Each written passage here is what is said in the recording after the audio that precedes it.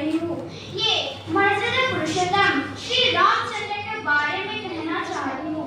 पहले मैं विचारक मंडली और पूज्य गुरुजी गुरुमा को प्रणाम करती हूँ। उसके बाद मैं यह कारांसा को आगे ले जाती हूँ। यह तब की बात है, एक राजा अयोध्या था। उसके राज्य में राजा थे दशरथ।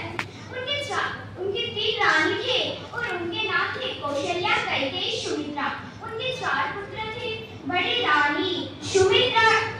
रानी कौशल्या के पुत्र श्री रामचंद्र थे और कैकेयी के पुत्र भरत थे और सुमित्रा के पुत्र लक्ष्मण और शत्रुघ्न थे।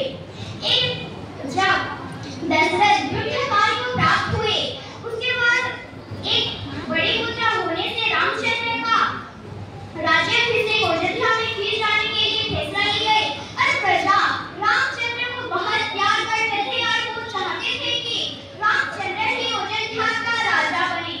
यह बात सुनकर प्रजावासी और सब बहुत खुश हुए और परिवार में भी रामचंद्र सबके प्रिय पुत्र थे।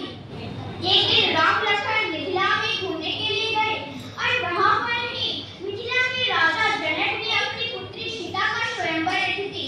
वही स्वयंवर में एक शर्त था कि जो ये उठाकर प्रत्यक्ष लगाएगा उसे उनकी पुत्री सीता से उठाकर दिया जाएगा। और वहां पर नहीं देखी ना विषय राजा भी उपस्थित थे।